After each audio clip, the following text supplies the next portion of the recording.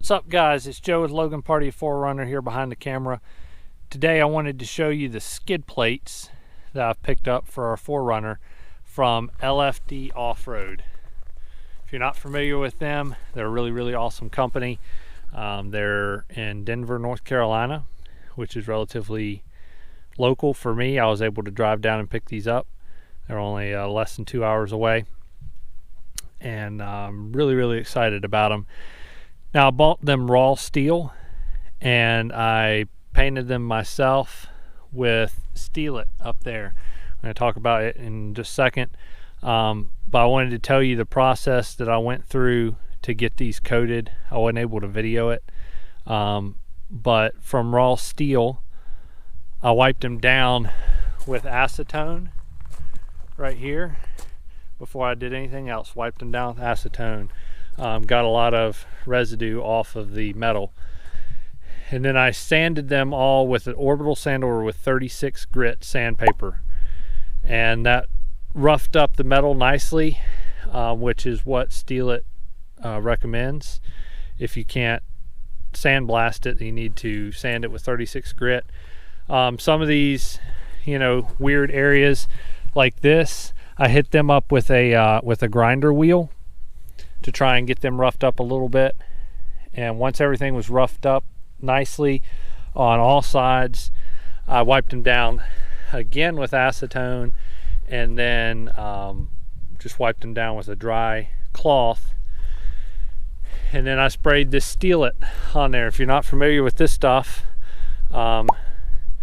this is it. It's actually got stainless steel flakes built into it.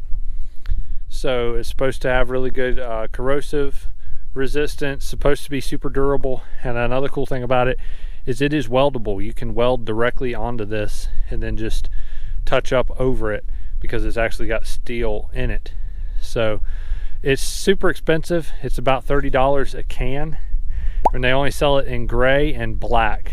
I went with the gray. I thought the gray was going to look pretty cool, so that's what I went with. But I sprayed the underside first, the side that's going to go up against the vehicle, and that took an entire can. I was running out to get one coat on everything on the back side. Then I waited till the next morning, flipped everything over, was careful not to touch any of it and get oils from my skin on there, and then I sprayed the side that would face the ground that you'll see, coated it real good. That took another can. Now I waited 24 hours, didn't touch it at all, came back and sprayed it again. So I used 3 cans. Kind of wish I had 4 because I would have liked to have 2 coats on everything.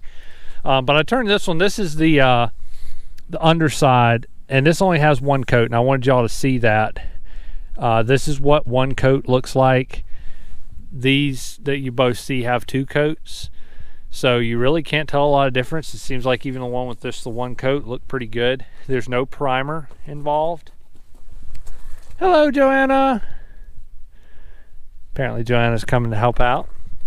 So yeah, that's what we did with that. I think it's going to be a really good product to use for these skids because it should be super durable, and I can still touch it up, but it's going to have a close to powder coated type finish to it. So I have high hopes for it. If you haven't checked it out, check it out, watch some other videos on it. But I think it's going to be a really good product for skid plates, especially, or sliders or something, if you don't already have something on them. This other piece right here is by RCI. Hey Jonah, let's not jump on those, okay? We won't get them. Yeah, we won't get them messed up just yet. We'll mess them up on the trail, okay? All right, so this right here is from RCI. Right now, LFD does not make one of these. They might make one later, but this actually goes from the bumper to that first skid, kind of bridges that gap, and your radiator's right up in here. So I liked that to sort of tie everything in a little more and give a little bit more radiator protection. And they come powder coated black. That's why that one's black and everything else is gray, but I think it's going to look just fine. And we got the plate for the oil filter up here. So next step is to go underneath here, take off all the old skid plates, if you want to call it that, and then bolt these on. It should be a direct bolt-on job. Shouldn't be a whole lot to it. So we'll get on there and get to it and show you what it looks like when it's all done. You ready to help? All right, let's do it. All right, so I want to show you up here underneath what we're dealing with. I thought this was going to be a very straightforward installation, and in theory it is, but I hit a snag that has set me back a couple of days before I was able to get it fixed. And I wanted to show you the issue I ran into and how I solved it in the case that you have the same situation. So as you see right here, this is the transmission skid that goes in between the front skid, the differential skid, and this cross member right here has 2 bolts in it, and it has you take out these 2 bolts on both sides, loosen those bolts, slip it up in there, and replace these bolts. Simple enough. Well, on this cross member right here, both of these bolts broke off very quickly with very little warning, which kind of surprised me, and it just threw a whole wrench into my plan. I don't know if this had anything to do with it, and I don't know if you can see it here, but this was actually one of the only areas that I have seen a little bit of trail rash.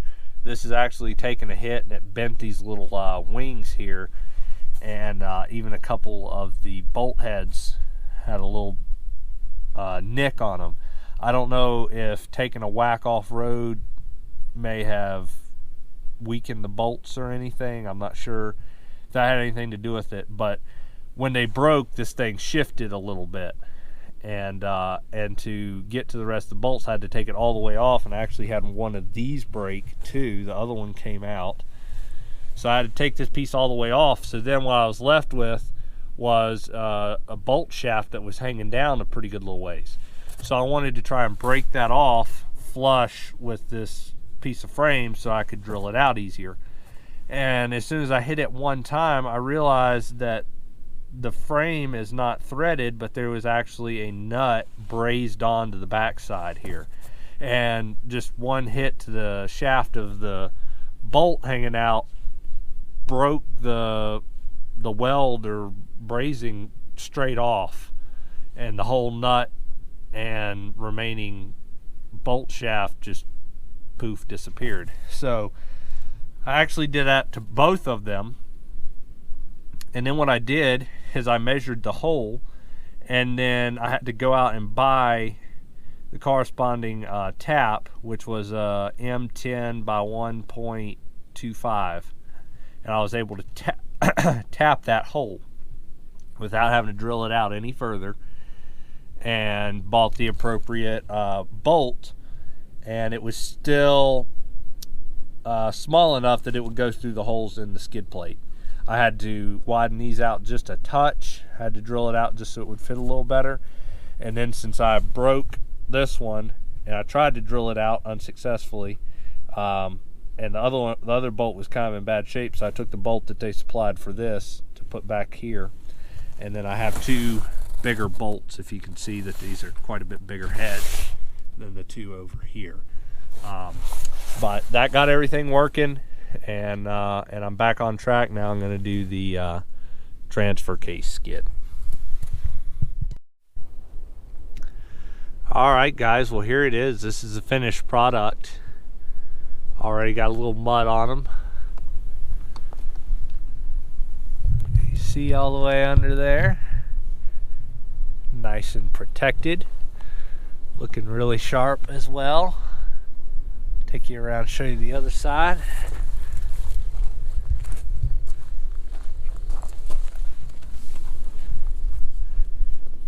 Also got my RCI skid, gas tank skid.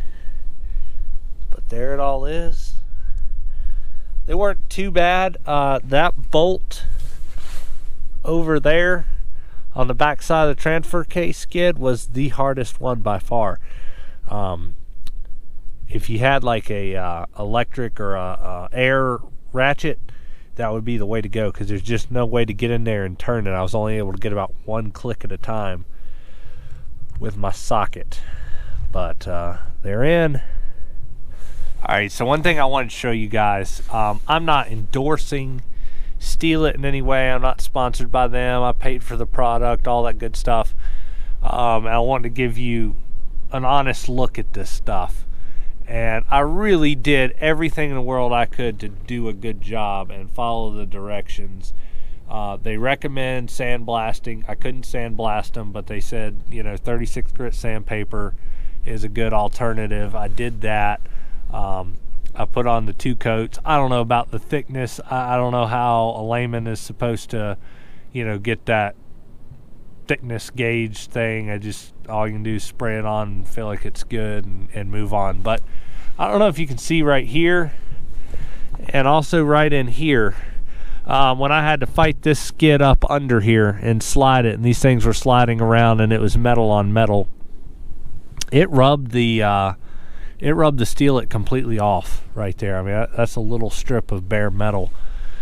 And also right in here, right on the edge, I've got a couple little, you know, specks of rust, and these have been on the truck now for a week and a half, 2 weeks. So that's disappointing to me. You know, I know that metal on metal is rough on anything, but at the end of the day, I don't feel like it was that hard of an impact and stuff, and it's already taken the finish off. So I don't know, I seem to have chronically bad luck with anything that I use to put on stuff. It just doesn't work as good for me as it does for the next guy. I'm sure, you know, Rust-Oleum probably would have done the same thing, but Rust-Oleum's also a lot cheaper, so I don't know.